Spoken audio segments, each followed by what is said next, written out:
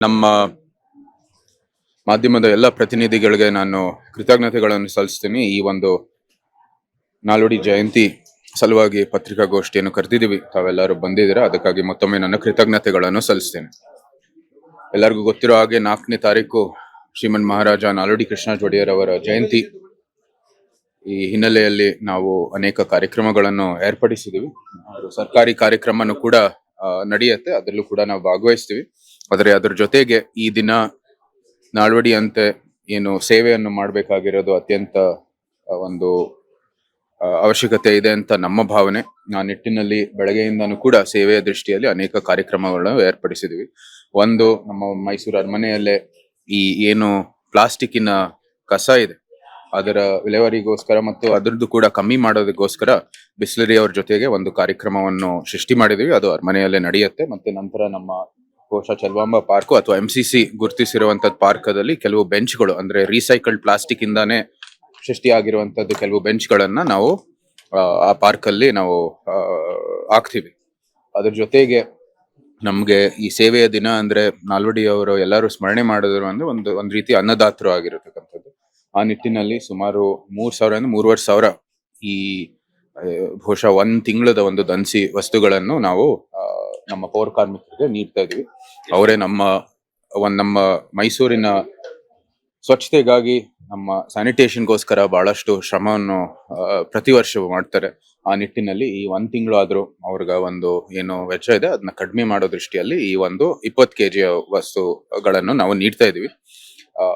ಇದ್ರ ಜೊತೆಗೆ ಅನೇಕ ಕಾರ್ಯಕ್ರಮ ಪೂರ್ತಿ ದಿನ ನಡೀತಾ ಇರುತ್ತೆ, ಸಾಂಸ್ಕೃತಿಕ ಕಾರ್ಯಕ್ರಮಗಳು ಮತ್ತು ಸರ್ಕಾರದ ಕಾರ್ಯಕ್ರಮನೂ ಕೂಡ ಎಲ್ಲದರಲ್ಲೂ ಭಾಗಿಯಾಗಬೇಕಾಗಿದೆ. ಇದು ಪಕ್ಷಾತೀತವಾಗಿ, ಜಾತ್ಯತೀತವಾಗಿ, ಧರ್ಮಾತೀತವಾಗಿ ಬರೀ ನಾಲ್ವಡಿ ಅವರ ನೆನಪಿನಲ್ಲಿ ನಡೀತಾರೆ. ಮುಖ್ಯ ಅತಿಥಿಗಳು ಇಲ್ಲ, ಈ ಒಂದು ವಿತರಣೆಯಲ್ಲಿ ಇದು ಸಾಮಾನ್ಯ ಮುಖ್ಯ ಅತಿಥಿನೇ ನಮ್ಮ ಪೌರ ಕಾರ್ಮಿಕರು, ಅವ್ರಿಗೋಸ್ಕರನೇ ಮಾಡ್ತಾ ಇರೋದು, ಅವರೇ ಮುಖ್ಯ ಅತಿಥಿಗಳು ಇದ್ದಾರೆ.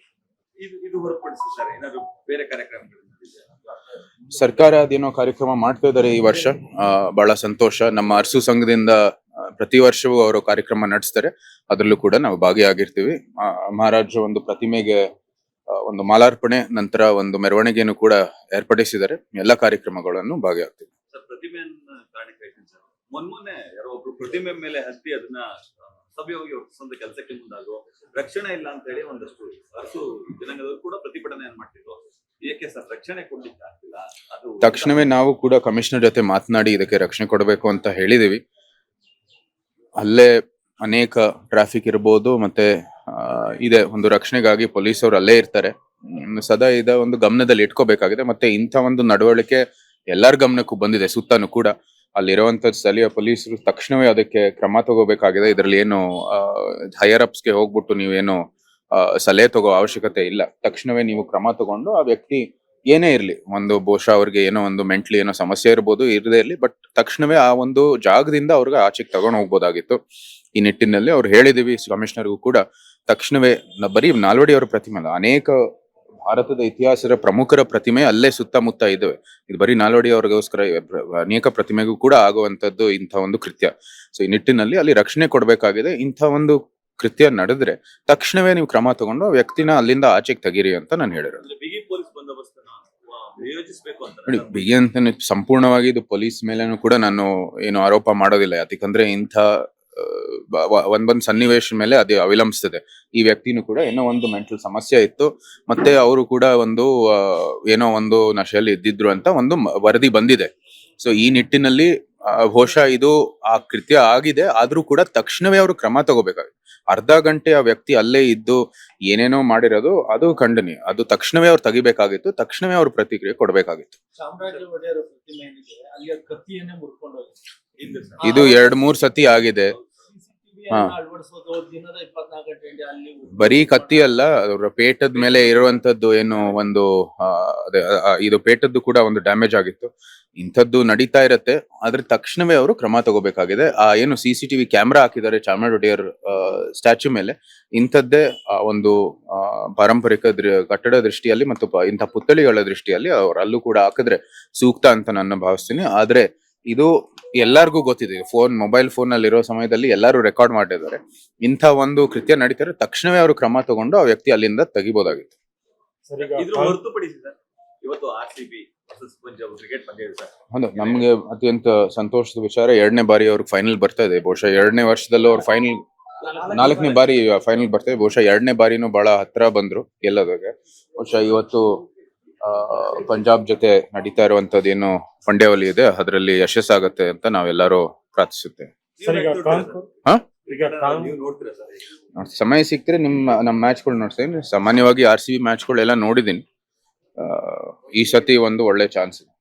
ಇವತ್ತಿನ ಮ್ಯಾಚ್ ಬಗ್ಗೆ ಏನಾದ್ರು ಎಕ್ಸ್ಪೆಕ್ಟೇಷನ್ಸ್ ಇದೆಯಾ ಸರ್? ಒಂದು ಹೀರೋ ವಿರಾಟ್ ಕೊಹ್ಲಿ ಅವರು ಇದ್ದಾರೆ, ಬಟ್ ಇದು ಇಟ್ಸ್ ಅ ಟೀಮ್ ಸ್ಪೋರ್ಟ್. ಒಳ್ಳೆ ಇಡೀ ತಂಡವೇ ಒಳ್ಳೇದು ಒಂದು ಪಂದ್ಯಾವಳಿಯನ್ನು ಅವರು ಮುಂದುವರಿದಿದ್ರೆ ನಾವು ಯಶಸ್ಸಾಗ್ತೀವಿ. ಸರ್, ಈಗ ಕಾನ್ಕೋರ್ ಎಕ್ಸೈಸ್ ಪರ್ಮಿಷನ್ ಸಿಕ್ಕಿಲ್ಲ, ಪ್ರಾಬ್ಲಮ್ ಆಗ್ತಿದೆ ಅಂತ ಹೇಳಿದ್ರು. So no investors are coming. So commit your notice are any? ನನ್ನ ಗಮನಕ್ಕೆ ಯಾರು ಏನು ತಂದಿಲ್ಲ, ಆದ್ರೆ ತಕ್ಷಣ ಇವ್ರು ತಗೊಂಡ್ ಬಂದ್ರೆ ನಾನು ಕೂಡ ನಮ್ಮ ಕಡೆಯಿಂದ ಕೇಂದ್ರ ಸರ್ಕಾರದ ಅಡಿಯಲ್ಲಿ ಏನು ಕ್ರಮ ತಗೋಬೇಕಾಗಿದೆ ಅದು ನಾನು ಪರಿಗಣಿಸ್ತೀನಿ. ಸರ್, ಕನ್ನಡ ಭಾಷೆ ವಿಚಾರಕ್ಕೆ ಬಂದಾಗ ಸರ್ ಮೊದಲಿಂದಲೂ ಕೂಡ ಅರಮನೆ ಮತ್ ಕೇಳಿ ಸರ್, ಅದು ಏನಿದೆ ಕಂಟೈನರ್ ಡಿಪೋ ಏನಿದೆ, ಅದು 1 ವರ್ಷದ ಹಿಂದೆ ಅದು ಉದ್ಘಾಟನೆ ಆಗಿರೋದು. ಕಸ್ಟಮ್ಸ್ ಅವ್ರು ಬಂದು ಕ್ಲಿಯರೆನ್ಸ್ ಕೊಟ್ಟಿಲ್ಲ ಅಂತ. ಕಸ್ಟಮ್ಸ್ ಅವ್ರು ಕ್ಲಿಯರೆನ್ಸ್ ಕೊಟ್ರೆ ಇಲ್ಲಿಂದ ಇಂಪೋರ್ಟ್ ಎಕ್ಸ್ಪೋರ್ಟ್ ಆಗ್ತದೆ. ಆದ್ರೆ ಇಲ್ಲ, ತಕ್ಷಣವೇ ನೋಡಿಸ್ತೀನಿ. ನಮ್ಮ ಕಾರ್ಯಾಲಯ ಗಮನಕ್ಕೆ ಬಂದಿದ್ರೆ, ಇವಾಗ ನಿಮ್ ಮೂಲಕ ನಮ್ ಗಮನಕ್ಕೆ ಬಂದಿದೆ, ತಕ್ಷಣವೇ ನಾನು ನೋಡಿಸ್ತೀನಿ ಏನ್ ಕ್ರಮ ತಗೋಬಹುದು. ಕನ್ನಡ ನಾಡು ನುಡಿ ವಿಚಾರಕ್ಕೆ ಬಂದಾಗ ರಾಜಮನೆತನ ನಾವು ಮೊದಲಿಂದಲೂ ಕೂಡ ಕನ್ನಡ ಪರ ಸರ್. ರಾಜಶ್ರೀ ಅವರು ಕೂಡ ಕನ್ನಡ ಬಟ್ ಈಗ ಕಮಲಹಾಸನ್ ಅವರು ಅದಾಗ್ಲೇ ಖಂಡಿಸಿದೀವಿ. ಏನು ಇದು ಕನ್ನಡ ನಮ್ಮ ನಾಡದಲ್ಲೇ ಉದ್ಭವ ಆಗಿರ್ತಕ್ಕಂಥದ್ದು ಬಹಳ ಸ್ಪಷ್ಟ. ಹೌದು, ಯಾವ ರೀತಿ ಒಂದು ನದಿಗೆ ಮಳೆ ನೀರಲ್ಲೇ ತುಂಬತ್ತೆ, ಅನೇಕ ಭಾಷೆಗಳು ಇದ್ರ ಮೇಲೆ ಪ್ರಭಾವ ಇರುತ್ತೆ. ಅದು ಎಲ್ಲ ಭಾಷೆಗಳಿಗೂ ಸಹ ಅದು ಇರ್ತಕ್ಕಂಥ ಪ್ರಭಾವ. ಇವರು ಏನು ಹಿನ್ನೆಲೆಯಲ್ಲಿ ಆ ಹೇಳಿಕೆ ಹೇಳಿದಾರೋ ಇಲ್ವೋ ದೇವ್ರಿಗೆ ಗೊತ್ತಿದೆ. ಅವರೇ ಅದಕ್ಕೆ ಸ್ಪಷ್ಟೀಕರಣ ಕೊಡ್ಬೇಕಾಗಿದೆ. ಆದ್ರೆ ಬಹಳ ಸ್ಪಷ್ಟವಾಗಿರೋದು, ಇದು ತಮಿಳಿಂದ ಉದ್ಭವ ಆಗಿಲ್ಲ. ಬಹುಶಃ ಒಂದು ಗಡಿ ಭಾಗದಲ್ಲಿ ಕೆಲವು ಪದಗಳು ಎಲ್ಲ ಸಹಜವಾಗಿ ಇದ್ರದ್ದು ಪ್ರಭಾವ ಇದ್ದೇ ಇರತ್ತೆ. ಆದ್ರೆ ಇದು ಇಲ್ಲಿಯೇ ಉದ್ಭವ ಆಗಿರ್ತಕ್ಕಂಥದ್ದು. ನಮ್ಮ ಲಿಪಿ ಎಲ್ಲಾನು ಕೂಡ, ಸಾಹಿತ್ಯ ಕೂಡ ಎಲ್ಲ ಕರ್ನಾಟಕದಲ್ಲೇ ಅದರ ಒಂದು ಪ್ರೋತ್ಸಾಹ ಆಗಿದ್ದು ಮತ್ತು ಅಭಿವೃದ್ಧಿನೂ ಕೂಡ ಆಗಿರೋದು. ಇದು ಬಹಳ ಸ್ಪಷ್ಟವಾಗಿ ತಜ್ಞರು ಹೇಳಿದ್ದಾರೆ. ಬಟ್ ಇಷ್ಟೆಲ್ಲ ಇದ್ರು ಸರ್, ಅವರು ಹೈಕೋರ್ಟ್ ಮೊರೆ ಹೋಗ್ತಾರೆ ಸರ್. ಸಿನಿಮಾಗಳು ಆಗ್ಬೇಕು, ಅದು ರಾಜ್ಯದಲ್ಲಿ ಬಿಡುಗಡೆ ಆಗ್ಬೇಕು, ನನ್ ಕ್ಷಮೆ ಯಾಚಿಸಲ್ಲ ಅಂತ ಹೇಳಿ ಜನರು ಅವ್ರಿಗೆ ಉತ್ತರ ಕೊಡ್ಬೇಕಾಗಿದೆ. ಅವರು ಬಹಿಷ್ಕಾರ ಮಾಡ್ಬೇಕಾಗಿದೆ. ಇದು ಪ್ರಜಾಪ್ರಭುತ್ವದ ವ್ಯವಸ್ಥೆ. ಸರ್ಕಾರ ಮಾಡ್ಬೋದು, ಮಾಡದೇ ಇರ್ಬೋದು. ಜನರೇ ಉತ್ತರ ಕೊಟ್ರೆ ಅದೇ ಒಳ್ಳೆ ಪಾಠ ನನ್ನ ಅಭಿಪ್ರಾಯದಲ್ಲಿ. Thank you sir. ಹೆಚ್ಚಿನ ಸುದ್ದಿಗಳಿಗಾಗಿ ನಮ್ಮ ಚಾನೆಲ್ನ ಸಬ್ಸ್ಕ್ರೈಬ್ ಮಾಡಿ.